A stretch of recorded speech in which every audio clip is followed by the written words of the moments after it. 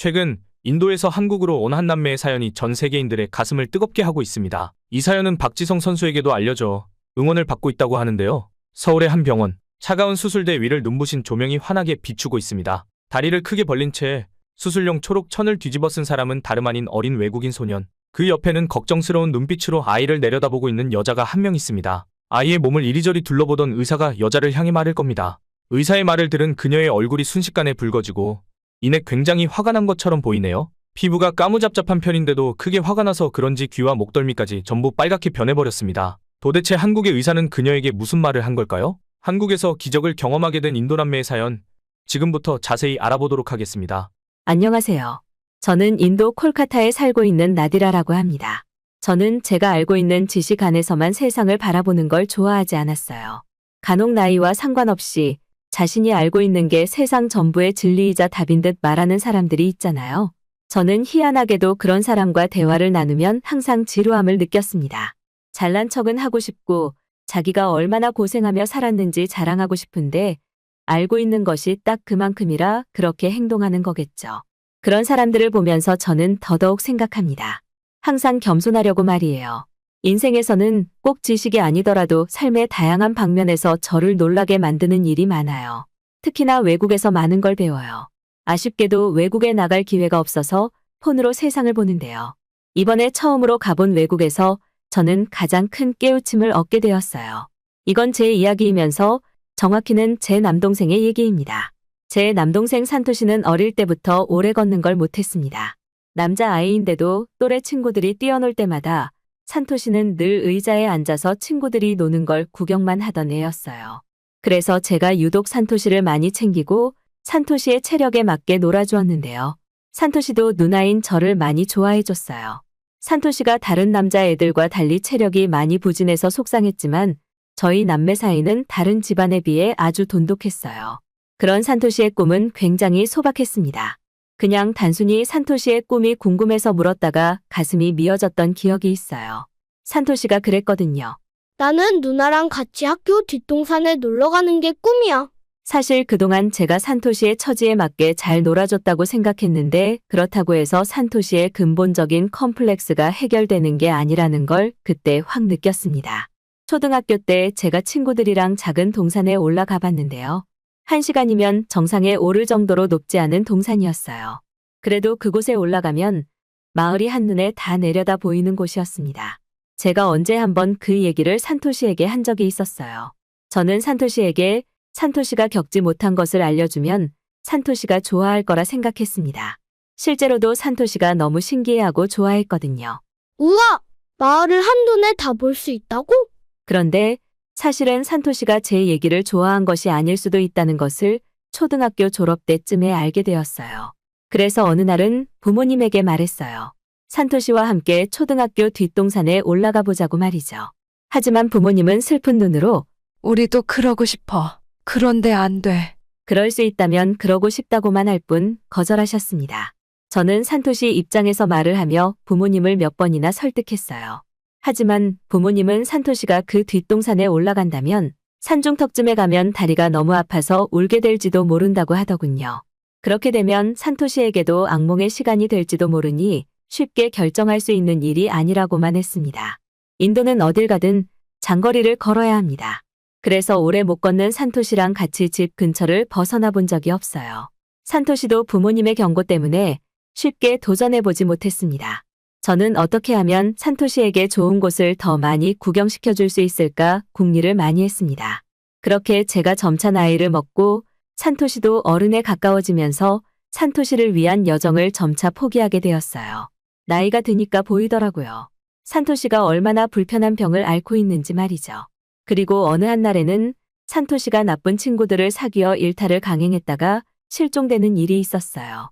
사실은 실종이 아니라 친구들이 불치병을 앓고 있는 산토시를 괴롭히려고 오토바이를 태우고서 집과 아주 먼 곳에서 떨궈버린 것인데요. 경찰에 신고를 했는데도 찾는데 오래 걸려서 가슴이 조마조마했던 순간이었습니다. 그 일로 산토시는 발이 짐승발처럼 땡땡하게 부었고 척추에 문제까지 생겨 며칠간 누워서 생활했습니다. 그 뒤로 저는 산토시와의 여정을 포기한 것이에요. 산토시가 좋은 곳을 많이 알고 보면 좋겠지만 나이가 드니까 산토시의 건강이 더 중요하게 느껴지더라고요. 항상 산토시에게 우물 안에 개구리는 되지 말자고 말하던 저는 이젠 건강이 우선이니 무조건 참으라는 말을 하는 누나가 되어버렸습니다. 산토시는 학교에서도 가정에서도 소외되어 버린 존재로 전락했어요. 그에 반해 저는 돈도 벌고 대학도 가며 제가 하고 싶었던 많은 것을 누려갔습니다. 집을 벗어나 독립까지 하면서부터는 어느새 제 마음속에서 산토시에 대한 걱정까지도 사라져버렸죠. 그러던 어느 날 엄마한테서 전화가 왔는데요. 산토시가 사라졌어. 네 동생 진짜 왜 그러니? 우리 돈까지 훔쳐갔어. 오랜만에 산토시의 소식을 들은 저는 깜짝 놀라서 집으로 달려갔어요. 다행히 집에 도착했을 때는 산토시가 있었습니다. 어떻게 된 일이냐는 제 말에 부모님은 고개만 저었어요. 산토시가 갑자기 가출을 했던 이유를 말하지 않고 입만 꾹 닫고 있다고 하더군요. 저라도 산토시와 대화를 시도해 보려고 했어요. 그런데 산토시가 저를 거부하며 방으로 가버리더라고요. 그 모습을 보면서 과거에 그렇게 사이좋던 우리 남매가 남보다 못한 사이가 된 것 같아서 마음이 안 좋았습니다. 뭔가를 한 방 맞은 것 같기도 했고요.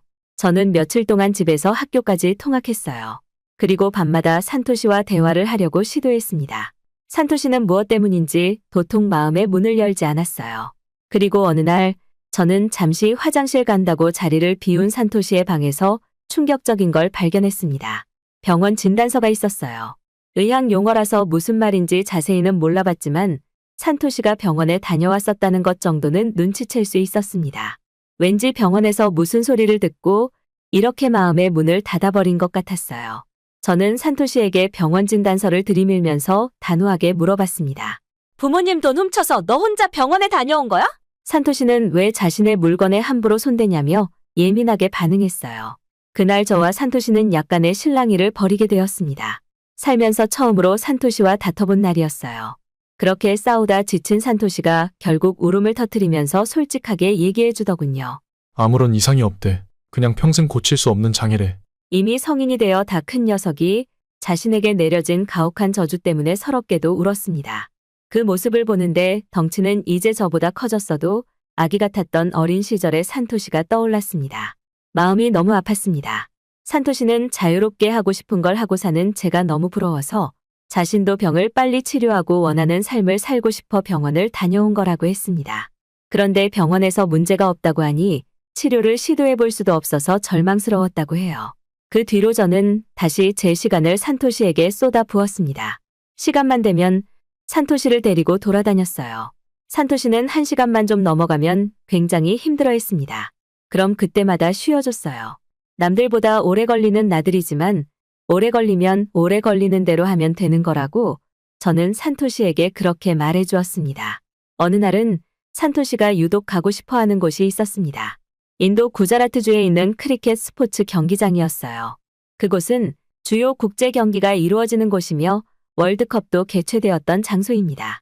들어가 볼 순 없어도 그 외관만이라도 구경하고 싶다는 게 산토시의 마음이었어요. 왜 하필 그곳이냐고 물으니 산토시가 근래에 축구에 관심이 생겼다고 하더라고요. 아시안컵을 보다가 축구에 대한 설렘을 느꼈다고 하는 겁니다. 저는 어릴 적 저와 함께 초등학교 뒷동산에 가고 싶다는 산토시의 꿈을 이뤄주지 못했기에 이번에는 더더욱 산토시의 바람을 들어주고 싶었어요. 그래서 크리켓 스포츠 경기장을 찾아갔습니다.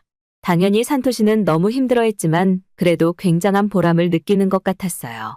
그곳에 다녀와서 산토시는 또 며칠을 알아 누웠습니다. 그럼에도 불구하고 마음가짐 때문인지 이번에는 자신의 처지에 대해 낙담하지 않고 제법 잘 이겨냈어요. 며칠 휴식을 취했던 산토시는 증상이 나아졌습니다. 그리고 저는 한 번씩 산토시와 함께 병원을 찾았어요. 그러나 가는 병원마다 무리하면 그럴 수 있다고 답하는 게 전부였습니다. 제가 무슨 검사라도 해달라고 말해도 결과는 똑같았어요. 답답했습니다.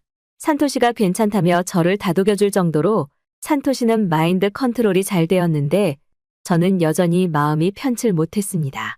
의사들이 퉁퉁 부어있는 발을 몇 번 만져만 보더니 아무런 검사 없이 그럴 수 있다고만 진단 내리잖아요. 너무 무책임하게 느껴져서 화가 나더라고요. 오히려 아프다는 이유로 안 걸으면 다리의 힘은 약해지고 시간이 지날수록 더 아파질 거니 꾸준히 걷는 운동이나 하라고 했습니다. 다리가 아픈 원인은 찾아볼 생각은 전혀 하지 않았죠.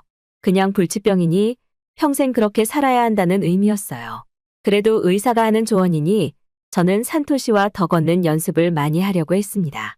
물론 그때마다 결과는 같았고 운동한다고 해서 더 건강해질 수 있는 게 아니라는 것도 알았어요. 그렇다고 산토시가 평소에 운동을 아예 하지 않는 것도 아닙니다. 산토시는 스트레칭 같은 운동을 좋아해서 혼자 요가도 꾸준히 해왔어요. 여자인 저도 못하는 다리 찢기를 산토시는 아주 유연하게 해낸다니까요. 걷는 것만 아니면 다 괜찮고 멀쩡한데 희한하게도 걷기만 하면 산토시는 불치병 환자가 되어버립니다. 다리가 아파서 20분, 30분마다 중간에 주저앉는 산토시를 볼 때면 안타까운 마음이 점점 더 커져갔어요. 어느 날은 이대로는 안 되겠다는 생각이 들더라고요. 산토시는 저 아니면 어디에든 나가볼 엄두를 못 냈을 정도로 한정된 생활 반경에서 살았습니다. 당연히 여행은 꿈도 안 꿨어요. 그래서 저는 마음먹었습니다. 산토시와 함께 해외여행을 하기로 말이죠. 부모님도 함께 가면 좋겠지만 두 분이 운영하고 있는 가게 문을 닫을 수가 없어서 저희 남매만 가게 되었어요. 부모님은 혹시라도 산토시에게 큰일이 날까봐 그 불안감을 참아 떨치지 못하는 것 같았습니다. 어차피 어느 국가마다 병원이 있으니 그런 건 걱정하지 말라고 제가 안심시켰죠. 부모님은 제게 미안해하면서도 고마워했어요. 기특하다고 하더군요. 그렇게 부모님께도 허락을 받았으니 저는 본격적으로 여행지를 찾았습니다.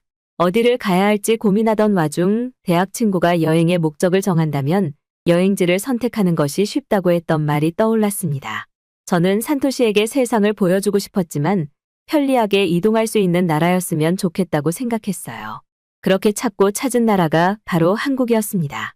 한국은 저상버스도 많고 대중교통도 잘 되어 있는 것 같았어요.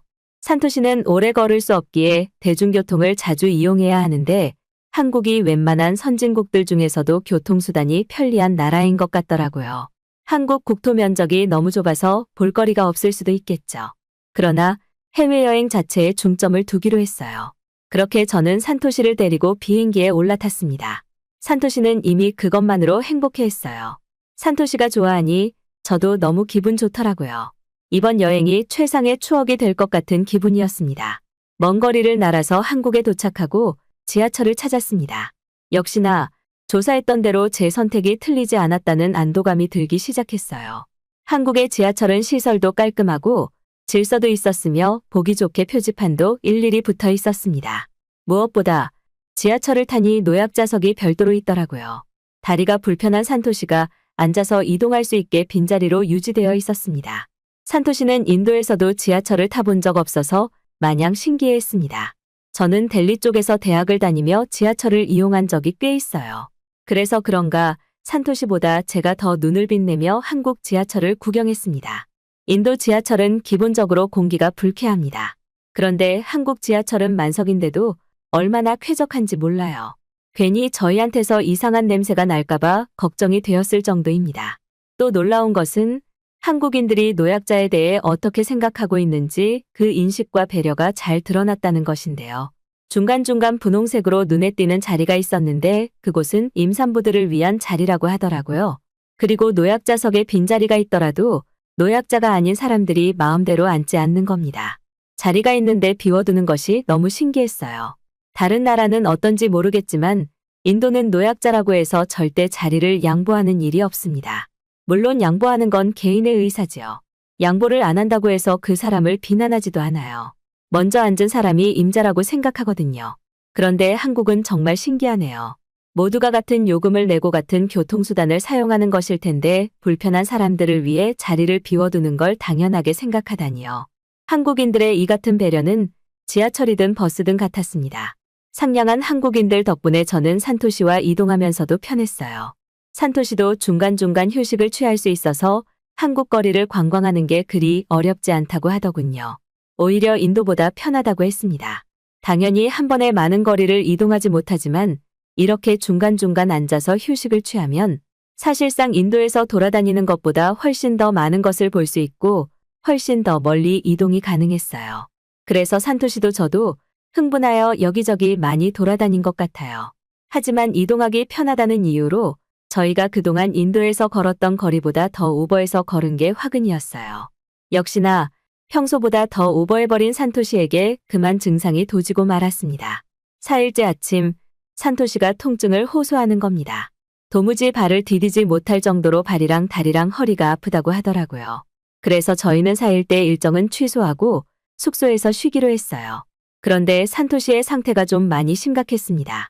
산토시는 그동안 아팠던 것보다 훨씬 더 아팠는지 겨우 화장실 가는 것도 저를 붙잡고 이동해야 할 정도로 아파했어요. 제 욕심 때문에 산토시가 아픈 것 같아서 미안했습니다. 그리고 한편으론 무섭기도 했어요. 산토시가 어릴 적 친구들의 장난으로 실종이 되었을 때 말고는 이렇게까지 아프다고 한 적이 없었거든요. 괜히 제가 해외여행을 추천하여 산토시의 병을 키운 것은 아닌지, 혹시라도 너무 무리해서 앞으로 평생 걷지 못하게 되는 건 아닌지 불안했습니다. 심하게 퉁퉁 부은 산토시의 다리를 보면서 두려움에 떨기 시작했어요. 아무래도 급한 대로 무슨 병원이라도 가야 했습니다. 저 때문에 산토시가 잘못되는 걸 두고 볼 수 없었거든요. 저는 인터넷 검색을 통해서 근처에 병원이 있다는 걸 알게 되었습니다. 그리고 호텔 프론트로 전화를 걸었어요. 그런데 그 순간이었습니다. 잠시 화장실에 갔던 산토시가 비명을 지르는 겁니다. 깜짝 놀란 저는 프론트에 연결되어 버린 전화를 끊고 산토시에게 달려갔어요. 산토시는 속옷만 올리고 바지까진 올려 입지 못한 채로 쓰러져 있었습니다.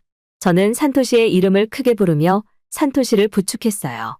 산토시가 울면서 허리가 나간 것 같다고 하더라고요. 이젠 정말 병원에 가야 할 것 같았습니다. 저는 다시 병원에 전화하려고 했어요.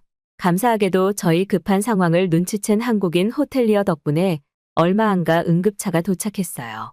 구급대원이 우리 산토시를 들것에 태워가면서 무슨 일인지 묻더라고요. 우리는 한국에 관광 온 인도인이고 3일 동안 한국 여행을 했으며 산토시는 태어날 때부터 불치병이 있다고 설명했습니다. 그리고 한국 여행하면서 그 불치병 증상이 도지는 바람에 산토시 다리가 이렇게 퉁퉁 붓고 허리도 고장나 버렸다고 했어요. 구급대원은 제 말을 전부 알아들은 것 같았습니다. 그런데도 아무런 대답이 없길래 혹시 우리 산토시가 더 이상 걷지 못하는 건 아니냐고 제가 대래 물어봤습니다.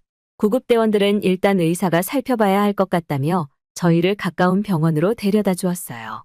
그런 구급대원에게 저는 예약하지 않았는데 가도 되냐고 다시 물었습니다. 인도에선 예약하지 않으면 대기 시간이 너무 길어요. 운이 안 좋으면 의사를 만나지 못하고 돌아가는 경우도 있죠. 그런데 한국은 예약하지 않아도 언제나 병원 이용이 가능하며 웬만하면 30분 안에 다 끝난다고 하더라고요. 한국이 워낙 작아서 그럴 수가 있는 건가 싶었습니다. 병원 진단을 빨리 받을 수 있다고 하니 다행이지만 한편으로는 동네 작은 후진 돌팔이 병원에 데려다 주는 건 아닐지 걱정도 되었어요. 그렇게 구급대원이 데려다 준 병원에 도착했습니다. 병원을 보고서 깜짝 놀랐어요. 규모도 상당히 컸고 또 시설 내부가 굉장히 세련되었더라고요. 미국 병원이라고 해도 믿겠던데요. 이런 곳에서 전혀 예약을 받지 않고 30분 안에 진료가 가능하다고 하니까 더 충격이었습니다. 게다가 산토시는 응급실로 들어갔기 때문에 의사가 바로 붙었어요. 타이밍이 좋아서 잠깐도 기다릴 필요 없이 바로 검진할 수 있었습니다. 그리고 저는 곧 불쾌할 수밖에 없었어요. 한국인 의사가 산토시의 퉁퉁 부은 발과 다리랑 허리를 몇 번 만져보더니 웃는 겁니다. 마치 인도 의사들이 별일 아니라고 진단했던 것처럼 그런 뉘앙스를 풍겼어요. 한국인 의사도 인도 의사랑 별 다를 게 없다는 걸 느끼고 이번에도 따지려고 했습니다. 별일 아니라면서 도대체 무슨 불치병이길래 사람 몸이 이렇게까지 망가지냐고 말이죠. 하지만 저는 불과 1초 만에 하고 싶은 말을 까맣게 잊어버리고 말았어요.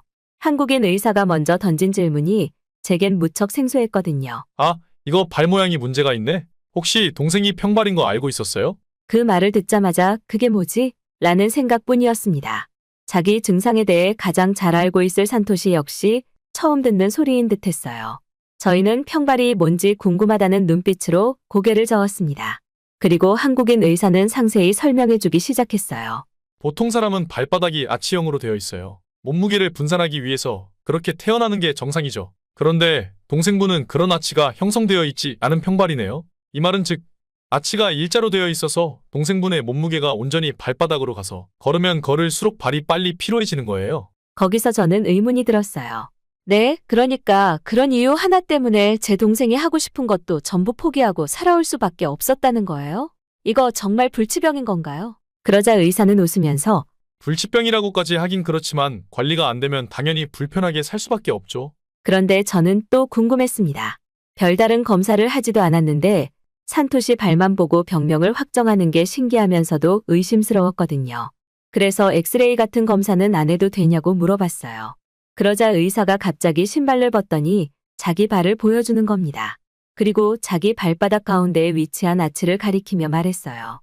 여기 움푹 파여 있죠? 이렇게 아치가 있어야 오래 걸어도 안 아파요. 그리고 의사가 산토시 발을 보여주었는데 의사 말대로 산토시는 정말 아치가 없었어요. 평발이 뭔지 아무것도 모르는 제가 봐도 일자 발바닥이었습니다. 그제야 산토시가 그동안 많이 걷지 못했던 이유를 알 수 있었어요. 게다가 산토시가 발에 아치가 없어서 골반도 틀어지고 척추도 휘어졌다고 하더라고요. 발의 아치는 몸의 균형에서 그만큼 중요한 역할을 하는 요소라고 합니다. 그래서 의사는 체형을 교정하는 관리도 필요하다고 말해주었어요. 드디어 산토시의 병명이 뭔지 알 수 있어서 한결 속이 편했습니다. 그러나 마냥 기쁘진 않았어요. 없는 아치를 만들 수 있는 것도 아니고 그렇다면 결국 똑같이 평생 이대로 살아야 한다는 거 아닌가요? 저랑 산토시는 그게 걱정이 되어 물었습니다. 그러니 한국인 의사가 또 웃더라고요. 그러면서 하는 말이 아치를 인위적으로 만들어주면 된다고 하는 겁니다. 왠지 비싼 수술일 것 같았어요. 그래도 산토시의 병을 고칠 수만 있다면 모든 걸 바쳐서라도 수술을 시킬 생각이었습니다. 그래서 저는 오랫동안 입원해야 하는지도 물어봤어요. 한국에 온 김에 할 수 있는 수술이면 부모님과 상의를 할 생각이었거든요. 그런데 의사의 답변이 충격적이었습니다. 수술이요? 그냥 신발에 까는 창을 바꾸면 됩니다. 신발 깔창은 생각지도 못한 치료법이었습니다. 의사는 그 깔창을 전문 병원에 방문해 직접 맞추는 방법도 있고 시중에 나와 있는 것 중 맞는 걸 구매해 사용하는 방법도 있다고 알려줬어요. 정말 충격적이면서도 허무했습니다. 한국인 의사가 저희더러 몸이 이렇게 될 때까지 왜 내버려뒀냐고 하는데 거기에 대고 억울함을 호소할 수가 없었어요. 인도 병원에서는 평발 얘기를 해준 적이 없었으니까요. 절대 고칠 수 없는 병이라고 해서 막연하게 관리만 잘하면 된다는 생각만 하고 살았습니다. 그런데 겨우 깔창 하나로 산토시의 문제를 바로 잡을 수 있다니 그동안 뭘 한 건가 싶었어요. 산토시는 자신의 증상을 회복할 수 있다는 것에 무척 기뻐했습니다. 그럼 다른 사람들처럼 뛸 수도 있냐고 의사에게 묻기도 했죠. 의사는 휴대폰으로 무언가를 검색하더니 곧 어느 기사를 하나 보여줬습니다. 혹시 대한민국 축구 선수 중에 박지성 선수라고 알아요? 저도 박지성 선수를 자세히는 모르지만 이름은 들어봤습니다. 그런데 그 훌륭한 선수도 평발이라고 하더라고요. 끊임없는 노력과 교정 및 관리를 통해서 훌륭한 축구 선수 생활을 일궈낼 수 있었다고 합니다. 그 얘기까지 들으니 산토시는 정말 자신의 병마저 다 나은 것처럼 기쁨의 눈물을 흘렸어요. 의사 선생님은 당장 산토시의 다리가 많이 부었으니 허리와 함께 물리치료를 받고 가라고 하셨습니다. 평발은 치료가 없는 줄 알았는데 물리치료를 이용해 필요한 다리를 풀어주는 것도 평발 관리에 도움이 된다고 하더라고요. 시간은 대략 30분 정도면 충분하다고 했습니다. 그렇게 산토시는 물리치료실에 들어갔어요. 그리고 정확히 30분 뒤에 산토시가 걸어 나왔습니다. 그리곤 산토시가 입을 틀어막으며 제 곁에 와서 말했어요. 다른 한국인들에게 들리지 않도록 입모양으로 놀랍다는 말만 반복했지요. 간호사들이 치료실에서 다양한 기기들을 가져와서 다리랑 허리 쪽에 붙이고 전기 자극을 주어 시원하게 마사지해 줬다고 하는 겁니다. 듣기만 해도 치료 효과가 굉장할 것 같았어요. 그게 바로 한국식 물리치료인가 봐요. 산토시는 너무 좋아라 하면서도 한편으론 제 주머니 사정 걱정을 했습니다. 사실 그건 저도 마찬가지였어요. 혹시라도 한국인 의사에게 속아서 비싼 돈을 뜯기는 것은 아닐까 걱정이 안 될 수가 없었죠. 그리고 그 걱정은 현실이 되었습니다. 간호사가 말하더군요. 죄송하지만 비급여 항목에 해당돼서 돈이 다른 분들보다 더 많이 나올 것 같아요. 비급여요? 그게 뭐예요? 건강보험 혜택이 적용되지 않아 환자가 전액 부담하는 항목을 말해요. 한국에서는 건강보험공단을 통해 국민건강보험 제도가 운영되고 있거든요. 모든 국민과 국내에 장기 체류하는 외국인에게도 적용돼요. 그런데 동생분은 건강보험에 가입이 돼 있지 않으셔서 조금 더 내셔야겠네요. 괜찮으시겠어요? 하늘이 무너지는 기분이었습니다. 저는 어쩔 수 없다고 말한 뒤 얼마인지 물어보았습니다. 그리고 저에게 내밀어진 내역서를 보고 놀라고 말았습니다. 겨우 3만 원 조금 넘는 금액이었거든요. 그렇게 좋은 치료를 했는데 어떻게 그리 저렴할 수가 있죠? 도무지 믿을 수 없는 금액이었습니다. 한국인들은 그렇다면 얼마나 더 저렴하게 치료를 받는다는 거예요? 그렇게 산토시와 저는 기분 좋게 숙소로 돌아왔어요. 그리고 가장 먼저 한 일은 산토시에게 깔창을 맞춰주는 일이었습니다. 숙소와 가까운 곳에 들러 산토시 신발도 사고 아치를 만들어줄 깔창도 여러 개 구매했어요. 깔창을 한 뒤로는 신기하게도 산토시가 2시간 이상 걸어도 아프단 소리를 안 하더라고요. 이전이랑 걷는 느낌이 다르다며 천진난만한 얼굴로 막 웃는 겁니다. 저는 단지 대중교통 이용이 편리해서 한국 여행을 택한 것인데 어쩌다 보니 한국이 우리의 인생을 바꿔준 데바로카 같은 곳이 되어버렸어요. 데바로카는 인도 종교에서 천신들이 거주하고 있는 천국을 뜻하는 곳입니다. 한국은 우리 가족에게 데바로카나 다름없는 곳입니다. 저희 부모님도 한국을 만나게 해준 천신들에게 감사하고 있습니다. 인도로 돌아온 산토시는 홀로 외출도 잘하게 되었고 이젠 일자리까지 알아볼 정도로 건강을 되찾게 되었어요. 그런 산토시에겐 새로운 꿈이 하나 생겼다는데요. 이렇게 새 삶의 기회를 준 한국에 다시 가서 꼼꼼히 여행하는 것이라고 합니다. 신발과 깔창이 모두 닳게 되면 망설임 없이 다시 한국으로 들어갈 거라고 하네요. 산토시가 좋은 세상을 많이 보길 바랬는데 그런 제 바람이 한국 덕분에 이루어진 것 같아서 너무 기쁩니다. 여기 서울 마포구 아현동의 한 간장게장 식당에 심한 노출을 한 일본 여배우가 앉아 있습니다. 간장게장과 각종 반찬들이 한가득 차려진 테이블을 보고서 그녀는 그만 코를 틀어막고 맙니다. 이런 후진국 음식을 꼭 먹어야 하나요? 여배우의 돌발 행동에 급기야 카메라를 잠시 내려놓고 회의를 하는 제작진.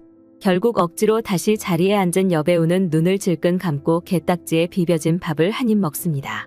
그리고 나서 충격적인 행동을 카메라 앞에서 하고 마는데요. 그걸 보던 일본 제작진들은 입을 틀어 막으면서 오열하고 맙니다. 대체 마포구의 식당에서 일본 여배우는 어떤 충격적인 행동을 한 것일까요? 안녕하세요. 일본의 신의 배우 유키라고 합니다. 최근 제 소속사로부터 한 번도 가본 적 없는 해외 촬영 기회를 얻었죠. 여권 발급부터 제작진, 매니저와의 준비 과정까지 모든 게 새롭고 설레는 경험이었습니다. 하지만 이 모든 설렘이 한순간에 싸늘하게 식어버렸습니다. 제가 가야 할 촬영지가 바로 한국이라는 사실을 알게 되었거든요. 분명 한국이 세계적으로 인기가 많고 한류가 일본을 포함한 여러 나라에 영향을 끼치고 있다는 것을 부정할 수 없어요. 하지만 솔직히 말하자면 저는 그 모든 한류 열풍이 별로예요. 혹시 하루토라는 일본 먹방 유튜버를 아시나요? 도쿄의 꿈틀대는 연예계에서 이름을 날리기 위해 분투하던 남자 배우 하루토. 스포트라이트를 받기 위한 그의 열정은 타오르는 불길과 같았지만 현실은 그에게 차가웠죠. 오디션 뒤 오디션을 거쳐도 그의 이름 앞에 붙은 것은 언제나 불합격이었습니다. 또 다시 실패했군. 하루토가 한숨을 쉬며 중얼거렸습니다. 꿈을 향한 그의 발걸음은 무거워만 갔죠. 그러나 인생의 전환점은 가장 예상치 못한 순간, 예상치 못한 방식으로 찾아왔습니다. 하루토가 지친 몸을 이끌고 들어선 곳은 바로 한국 테마바. 한 번도 맛본 적 없는 음식이야. 이상하게도 끌리네. 그의 첫 선택은 산낙지였습니다. 미끄덩거리며 살아 움직이는 낙지를 보며 하루토는 혼란스러웠지만 동시에 어떤 스릴을 느꼈습니다. 술기운을 빌어 그는 직접 산낙지 먹방을 촬영하기 시작했어요. 이거 진짜 움직여. 하지만 맛있어. 그의 솔직 담백한 반응은 촬영 다음 날 소셜미디어를 통해 폭발적인 반응을 이끌어냈습니다. 그 순간을 기점으로 하루토는 배우에서 유튜버로 삶의 방향을 틀었습니다. 하루토의 극한 K푸드 도전 채널은 말 그대로 날아올랐습니다. 일본에서 찾아보기 힘든 더 특이하고 극한의 한국 음식을 소개하며 그는 새로운 영역을 개척했죠. 안녕하세요. 하루토입니다. 오늘은 제가 여러분께 홍어삼합을 소개해 드릴게요. 이거 정말 독특한 냄새가 나는데 과연 제가 견딜 수 있을까요? 화면 속에서 하루토는 긴장한 표정으로 홍어 삼합 앞에 앉아 있었습니다. 한 입 먹자 그의 표정은 곧바로 일그러졌죠. 오, 오마이갓. 이건 정말 하지만 또 이상하게 중독성이 있어요. 하루토의 먹방은 단순한 음식 리뷰를 넘어서 한일 문화의 가교 역할을 했습니다. 그의 독특한 콘텐츠는 많은 이들에게 신선한 재미를 제공했고 두 나라 사이의 오해와 편견을 조금씩 허물어 나갔죠. 하루토 덕분에 한국 음식에 대한 새로운 시각을 가지게 되었어요. 이전에는 상상도 못했던 음식들이 이제는 저의 버킷리스트에 올라 있어요. 시청자들은 댓글을 통해 그의 영향력을 칭찬했습니다. 실패한 배우에서 성공한 극한 먹방 유튜버로 하루토의 인생은 극적인 반전을 이루었죠. 스크린 속에서 꿈을 이루지 못했지만 하루토의 극한 K푸드 도전을 통해 그는 더 넓은 세계의 주인공이 되었습니다. 인생은 예측 불허예요. 그리고 가끔은 가장 예상치 못한 선택이 최고의 결과를 가져다 줘요. 허나 그의 도전적이고 열정적인 모습 뒤에 숨겨진 사실은 아무도 몰랐습니다. 하루토는 심각한 도박 중독에 시달리고 있었고 그의 모든 성공과 명성은 그 끔찍한 습관을 숨기기 위한 가면에 불과했던 겁니다. 사태는 하루토가 한밤중에 빚쟁이들에게 쫓기는 모습이 카메라에 포착되면서 폭로되었습니다. 이 영상이 온라인에 퍼지자 하루토의 이미지는 한순간에 무너져 버렸습니다. 하루토가 도박으로 모든 걸 잃었다고? 사람들은 믿을 수 없다는 반응을 보였습니다. 하지만 결국 그의 오래된 팬들조차도 등을 돌렸고 많은 일본인들은 하루토를 비난했습니다. 결국 하루토는 부담을 견디지 못하고 유튜버 생활을 그만두었습니다. 이 사건 이후 많은 이들은 한국 음식에 대한 인기도 함께 식어갈 것이라고 예상했죠. 그러나 예상과는 달리 한국 음식에 대한 사랑은 식지 않았어요. 사실 하루토의 사건 이후 제 예상과는 달리 한국 음식은 더 많은 주목을 받기 시작했어요. 하루토는 떠났지만 간장게장의 맛은 영원하다. 새로운 유튜버들이 나타나 하루토의 극한 K푸드 도전의 빈자리를 채우기 시작한 겁니다. 그들은 각기 다른 방식으로 한국 음식의 매력을 전파했고 한국 음식에 대한 관심은 다시금 불타올랐습니다. 한국 음식에 대한 일본인들의 사랑은 하루토의 몰락과는 무관하게 계속 번성했습니다. 허나 저희 일본을 비롯하여 세계의 눈길을 끌었던 한국 K푸드의 열풍이 뜻밖의 전환점을 맞이했어요. 어느 날 국제적인 음식 연구가들에 의해 한국 음식 중 일부가 사실은 일본 음식의 영향을 받았다는 사실이 밝혀지면서 전 세계적으로 큰 화제가 된 거죠. 특히 논란의 중심에 선 음식들은 김밥과 불고기 그리고 치킨무였어요. 연구 결과에 따르면 김밥은 일본의 마키 스시에서 영감을 받아 변형된 것으로 밝혀졌습니다. 일본의 마키 스시가 쌀과 해산물을 김으로 말아 만든 반면 한국의 김밥은 채소, 단무지, 때로는 고기를 추가하여 좀 더 다양한 맛을 내는 것으로 변화된 거죠. 또한 불고기는 일본의 야키니쿠와 유사한 조리 방식을 공유하며 이는 역사적으로 일본의 영향을 받았을 가능성이 높다고 지적되었어요. 마지막으로 한국의 인기 사이드 메뉴인 치킨무는 일본의 스케모노 절임 문화에서 영감을 받은 것으로 많은 전문가들이 의견을 모았어요. 이 소식이 전해지자 일본과 한국은 물론 전 세계적으로 뜨거운 논쟁이 일어났습니다. 일본에서는 자국의 음식 문화가 한국 음식의 발전에 중요한 영향을 미쳤다는 사실에 자부심을 느끼는 목소리가 높아졌습니다. 물론 저 또한 그런 생각을 가졌고요. 반면 한국에서는 오랜 시간 동안 자국의 음식 문화 내에서 독창적으로 발전시켜온 요소가 많다며 단순한 모방이 아닌 상호 문화 교류의 결과로 보아야 한다는 의견이 제기되었어요. 이토록 한국의 음식은 일본에서 언제나 큰 인기를 끌고 있었습니다만 저 개인적으로는 그다지 매력을 느끼지 못했습니다. 배우로서 K드라마나 영화를 많이 접하면서 한국 엔터테인먼트 산업에 대해 조금씩 알아가기는 했지만 이번 해외 촬영이 K연예계와 관련된 내용이 아니라 K푸드에 초점을 맞춘다고 하니 더 어이가 없더군요. 솔직히 K푸드라고 불리는 많은 음식들이 일본 음식을 따라한 것들이 대부분이라는 거 전 완전 공감하거든요. 이를 제대로 알기 위해서는 일본과 한국의 음식 문화가 어떻게 서로 영향을 주고받았는지 역사적 배경을 이해하는 것이 중요합니다. 우리 두 나라는 지리적으로 인접해 있으며 역사적으로도 많은 교류가 있었습니다. 일본은 고대부터 중세에 걸쳐 중국 및 한반도와 꾸준한 문화적 교류를 해왔습니다. 일부 특정 음식에서 유사성을 발견할 수 있는데 예를 들어 일본의 도쿄식 라멘을 한국의 라면이 따라한 것입니다.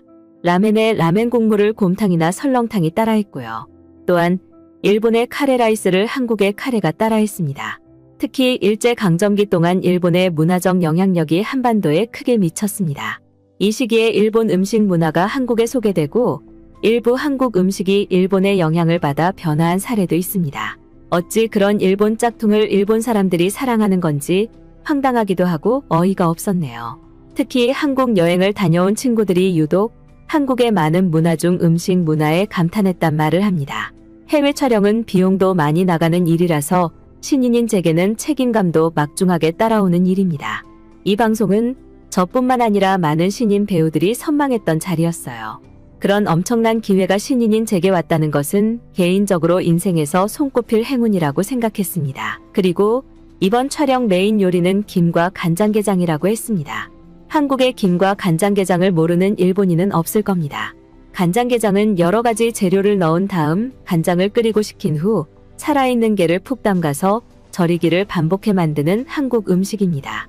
한국에선 별명이 밥도둑이라고 불릴 정도로 밥과 먹으면 너무 맛있는 대표적인 음식이기도 하다죠. 한국에서 게장을 먹기 시작한 것은 약 1600년 정도로 추정되는데 게장에 대한 기록은 조선시대의 서적에서 발견되었다고 합니다. 사실 양념게장은 조리법상으로 본다면 거의 무침에 가깝습니다. 나이 드신 어른들은 양념게장이라고 하면 어떤 음식을 가리키는지 모르는 경우도 많다고 해요. 그리고 김 같은 경우에는 한국 방문한 일본인들이 굳이 양손 가득 사올 정도로 일본에서 좋아하는 음식인데요. 일본에도 품질 좋은 김이 있지만 품질이 좋을수록 가격대가 높아요. 일반 서민이 먹기에는 부담이 큰 식품이죠. 그런데 한국의 김은 평균적으로 품질이 좋으며 더 좋은 품질이라고 해도 일본인이 보기에는 가격대가 크게 높지 않아서 항상 인기가 많습니다. 일본에는 이 한국 김에 관한 참 민망스러운 사연이 하나 있는데요.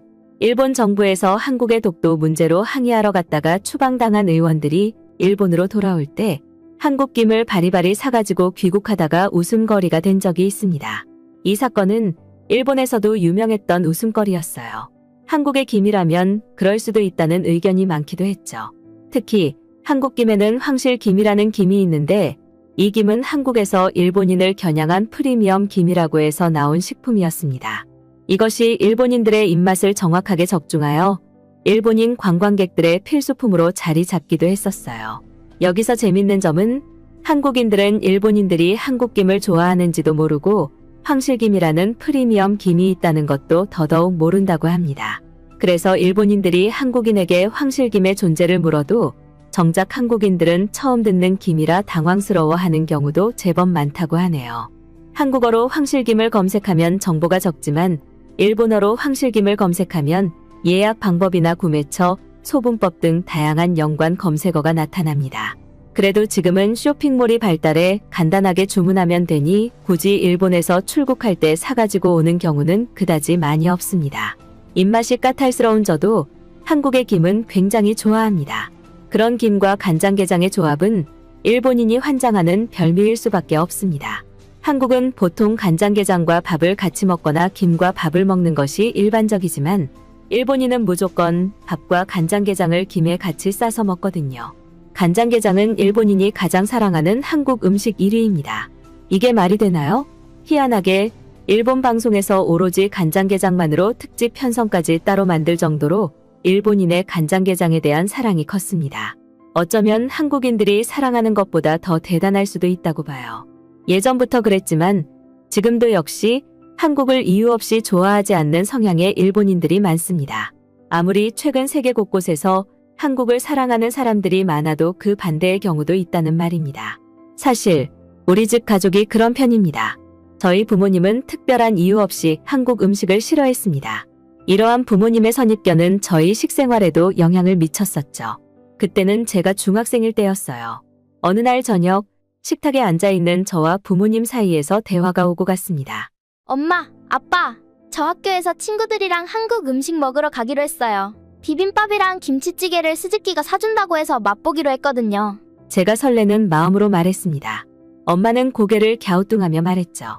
후진국 나라 음식을 돈 주고 사 먹고 온다는 거니? 한국 음식이라니 왜 그런 걸 먹으려고 해? 아빠도 의아해하며 덧붙였어요. 그렇지. 너네 엄마 말이 맞다. 일본인한테는 일본 음식이 최고야. 그리고 후진국 음식은 항상 조심하는 게 좋을 거야. 뭘 넣었을지 어떻게 알아? 저는 실망감을 감추지 못했습니다. 하지만 친구들이 맛있다고 하던데요. 한 번쯤은 새로운 걸 시도해보는 것도 나쁘지 않을 것 같아요. 부모님의 걱정스러운 눈빛을 받으며 저는 한국 음식에 대한 호기심과 탐험의 욕구를 느꼈어요. 부모님의 거부감에도 불구하고 저는 친구들과의 약속을 지키기로 마음먹었죠.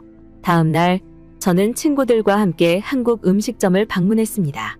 비빔밥의 다채로운 색깔과 김치찌개의 진한 맛에 놀랐어요. 처음 맛보는 향과 맛에 감동받았고 왜 이런 맛있는 음식을 더 일찍 시도해보지 않았는지 후회했어요. 집으로 돌아온 저는 부모님에게 그날의 경험을 열정적으로 이야기했습니다. 정말 놀랍고 맛있었어요. 비빔밥은 입안에서 여러 가지 맛이 어우러지고 김치찌개는 따뜻하고 위안이 되는 맛이었어요. 한국 음식 정말 좋아요. 제 이야기를 듣고 부모님은 서로를 바라보았습니다. 그들의 표정은 싸늘하게 식더군요. 몇 주 후 저와 부모님은 마침내 저와 함께 그 한국 음식점을 방문하기로 결정했습니다. 이런 쓰레기 같은 음식을 맛있다고 했던 거야? 너 다음부터 한국 음식에 대해 말이라도 꺼낸다면 가만두지 않을 거다. 그러한 가정 환경에서 자랐기에 저는 한국 음식에 대한 말만 들으면 거부감을 가지게 되었습니다. 그래도 촬영이니 실수하지 않기 위해서 한국에 가기 전에 한국의 간장게장에 대해 공부를 좀 했습니다. 몰랐는데 사실 한국의 간장게장은 중화권에서 먼저 유행이 되었더라고요. 특히 젊은 층을 중심으로 간장게장의 맛집 등이 활발히 공유되고 있었어요.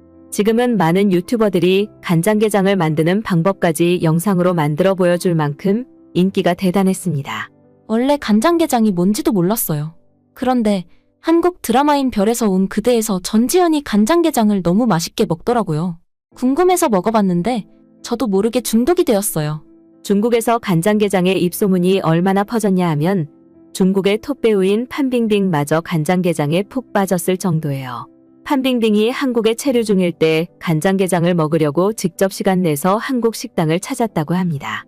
판빙빙은 틱톡에 중국 버전인 더우인에서 간장게장을 먹는 영상을 올리며 팬들의 관심을 사기도 했어요.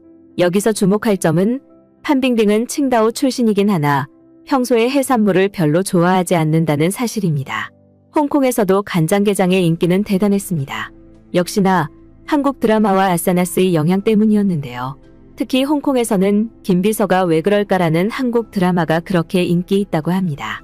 그 드라마에서 박서준과 박민영 배우가 간장게장을 즐기는 모습은 홍콩 사람들의 호기심을 자극했고 결국 한국의 간장게장을 찾도록 했다네요. 홍콩에서 운영되는 한식당을 직접 찾아가 게장을 맛보기 시작한 홍콩 시민들이 급증했다고 합니다. 홍콩의 여행 잡지에도 홍콩에 있는 간장게장의 맛집들이 다량 소개되면서 홍콩을 찾아온 여행객들의 핫플레이스로 꼽히기도 했다고 해요. 간장게장도 간장게장이지만 홍콩에서 특히나 인기가 있는 것은 게딱지장이었습니다. 서양권 사람들도 한국에 와서 간장게장에 중독되어 돌아간다고 합니다. 서양권 사람들은 더더욱 간장게장이 거북스러울 텐데 생각보다 잘 먹는다네요. 알아보면 볼수록 저에게 간장게장은 궁금증과 동시에 불안의 대상이기도 했습니다. 과연 내가 그 맛을 받아들일 수 있을까? 만약 내가 간장게장을 먹고 몸이 받아들이지 못한다면 어떻게 될까? 이런 생각들이 머릿속을 가득 채웠어요. 한국에 가기 전 매일 꿈을 꿨습니다. 식탁에 앉아 간장게장이 담긴 그릇을 바라보며 그 안에 개들이 짙은 간장 속에서 반짝이는 모습을 상상했어요. 만약 내가 이걸 먹고 체한다면 혹은 카메라 앞에서 토해버린다면 이런 생각이 저를 꿈에서도 괴롭혔습니다. 부모님의 목소리 환청도 들렸습니다. 그런 후진국 나라 음식을 먹으려고 방송까지 나가려고 하는 거야? 이렇게 촬영을 위해 공부를 하면 할수록 더 걱정되었습니다. 이렇게 사랑받는 간장게장이 제 기대에 부응하지 못했을 때 오게 될 그 후환이 두려웠습니다. 아무리 맛있다고 해도 카메라 앞에서 먹어야 하는 제게 간장게장이 불호라면 자칫 제가 방송을 망칠 수도 있는 지경이잖아요. 이미 소속사에다가 한국 음식을 사랑한다고 오버하면서까지 거짓말까지 해버렸거든요. 그렇게 저는 한국을 방문하였습니다. 저희 제작진의 촬영은 서울의 활기찬 거리 마포구 아현동에서 진행되었습니다. 방송은 밝은 미소로 카메라를 향해 걸어오는 저희 모습으로 시작되었죠. 안녕하세요, 여러분. 저희는 오늘 서울의 마포구 아현동에 와 있어요. 왜 여기에 왔냐고요? 바로 한국에서만 맛볼 수 있는 간장게장을 체험하기 위해서죠. 정말 기대되지 않나요? 저는 너무 설레는데요. 화면은 간장게장이 가득 차려진 식탁으로 전환되었습니다. 저는 약간의 긴장감을 감추지 못하는 척하며 자리에 앉았습니다. 사실 외국에서의 요리는 많이 먹어봤지만 한국의 간장게장은 처음이에요. 솔직히 저는 조금 걱정이 되네요. 짭조름한 향이 거북하거나 비릴 수도 있으니까요. 하지만 여러분을 위해서 저는 이제 수저를 들 겁니다. 저는 제작진의 격려 속에 조심스럽게 간장게장에 수저를 댔습니다. 첫 입을 먹는 순간 맛있는 척, 기분 좋은 척 연기를 하려고 했어요. 하지만 제 연기는 실패했습니다. 왜냐면 연기를 할 필요가 없었거든요. 저도 모르게 제 표정이 환하게 밝아진 겁니다. 와, 이게 바로 한국의 간장게장인가요? 정말 놀랍네요. 비린 맛이 전혀 없어요.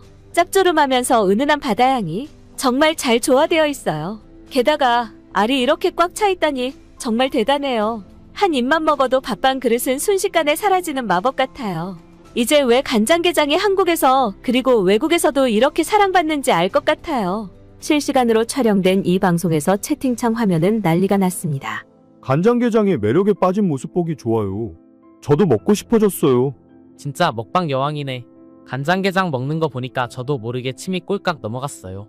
우와, 처음엔 걱정했는데 반전 맛 평가 너무 재미있어요. 저도 도전해봐야겠어요.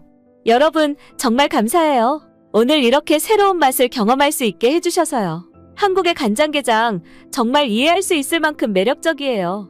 앞으로도 더 많은 한국 음식에 도전할 거예요.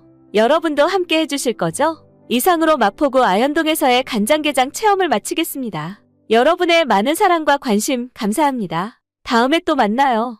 저는 식사를 마칠 때까지 연기를 할 필요가 없었습니다.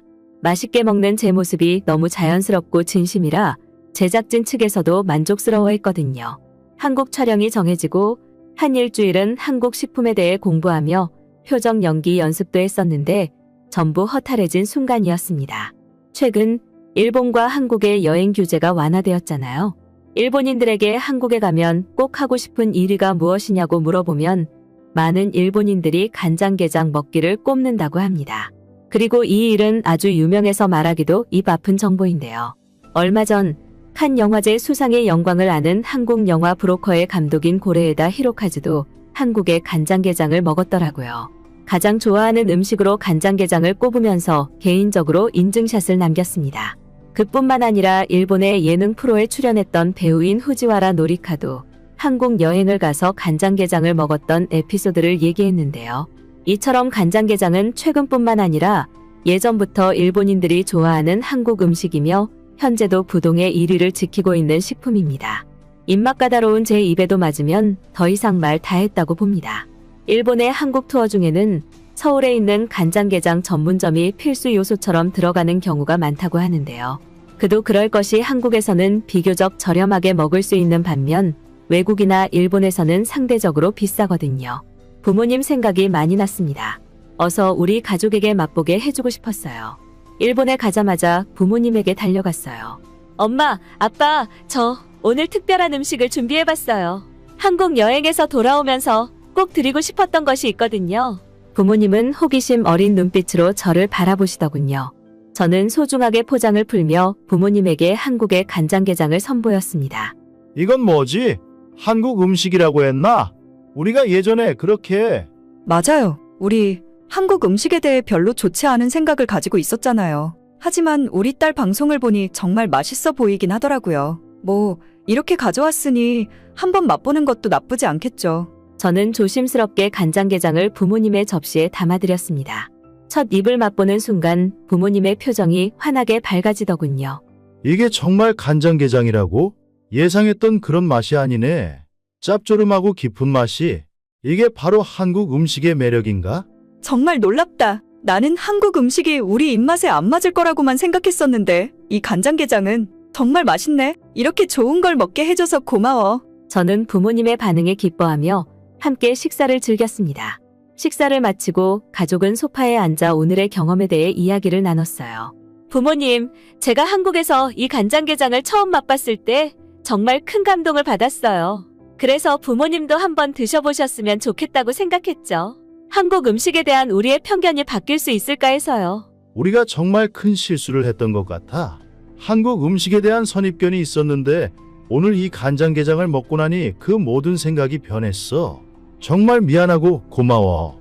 맞아. 우리가 너무 편협하게 생각했던 것 같아. 이렇게 맛있는 음식이 있는데 우리가 모르고 지냈던 거니까 우리 딸이 이런 경험을 가능하게 해줘서 정말 감사해. 그 후로 저희 부모님은 한국 음식에 대한 편견을 버리고 새로운 맛과 문화를 받아들이기로 했습니다. 앞으로는 더 다양한 한국 음식에 도전해보자. 오늘의 경험이 우리에게 큰 교훈이 되었어. 세상엔 정말 맛있는 것이 많으니까. 한국의 여파로 2019년 한국관광공사가 해외 커뮤니티에서 외국인 회원 944명을 대상으로 조사를 했다고 해요. 가장 먹어보고 싶은 한식이 어떤 것이냐고 물었을 때 간장게장이라고 답한 외국인이 14.6%로 한식에서 2위를 차지했을 정도라고 합니다. 영어권에서는 인기가 더 많았어요. 가장 맛보고 싶은 한식 1위로 선정되었다고 해요. 한국의 영화 드라마뿐 아니라 유튜브가 활발해지면서 한식 먹방이 많이 알려졌는데 그 덕에 외국인들이 더 선호하는 음식이 된 것 같아요. 그 변화가 그저 놀랍고 신기합니다. 간장 요리하면 일본이 최고라고 생각했는데 한국의 간장게장 파워는 이기지 못할 것 같네요. 이런 추세로 최근 해외에서는 한인 식당이나 마켓들에서 간장게장을 추가하는 경우도 늘었다고 합니다. 간장게장을 반찬으로 판매하면서 고객이 폭발적으로 늘게 되었다고 하네요. 제 방송 촬영본이 나가고 나서는 한국인보다 일본인들의 반응이 오히려 더 폭발적이었는데요. 많은 일본인의 반응 덕분에 저는 더 한국의 인기를 체감할 수 있었습니다. 나도 한국에 가서 본고장의 간장게장을 먹어보고 싶어. 양념게장은 많이 매우려나? 간장게장 때문에 한국에 가고 싶어. 저는 첫 간장게장을 한국의 전라도 지역에서 먹었는데 정말 충격적인 맛이었어요. 3박 4일 여행이었는데 한국 여행하는 동안 매일 먹으러 갔었어요. 한국 게장 맛이 너무 좋아서 일본 돌아와서 먹어봤는데 한국에서 먹었던 맛이 안 나더라고요. 간장게장 못 먹는 분들 꼭 한국 게장 먹어보세요. 한국은 간장게장 무한리필 집도 많고 저렴한데 질도 좋아서 너무 부러워요. 한때 우리 가족은 불필요하게 혐한 감정을 품고 있었습니다. 그러한 사상은 우리를 좁은 세계관에 갇혀있게 만들었고 다양한 문화와 그 속의 아름다움을 경험할 기회를 스스로 박탈하고 있었습니다. 그런 우리에게 간장게장은 단순한 음식을 넘어서 문화와 사랑, 이해의 다리가 되어 주었습니다. 진한 맛과 향은 단순한 식사 이상의 의미를 전달해 주었고 우리 가족에게 새로운 시각을 열어주었습니다. 간장게장을 처음 접한 그 순간 우리 가족의 입맛뿐만 아니라 마음까지도 사로잡혔습니다. 짭조름하고 깊은 맛이 우리의 선입견을 녹여내고 한국에 대한 이해와 호감으로 이끌었습니다. 우리에게 한국 문화의 아름다움을 체험할 수 있는 문을 열어주었고 그 과정에서 우리 가족의 대화와 관계에 새로운 활력을 불어넣어 주었습니다. 한국 간장게장이 우리 가족에게 준 가장 큰 선물은 다름과 새로움을 받아들이는 마음의 폭을 넓혀주었다는 것입니다. 덕분에 우리 가족의 대화 주제는 더 다양해졌고 함께 새로운 음식과 문화를 탐색하는 즐거움을 나누게 되었습니다. 한국의 간장게장에게 진심으로 감사드립니다. 우리 가족의 혐한 사상을 한국 사랑으로 바꿔준 당신의 맛과 의미는 우리 가족에게 영원히 소중한 추억으로 남을 것입니다.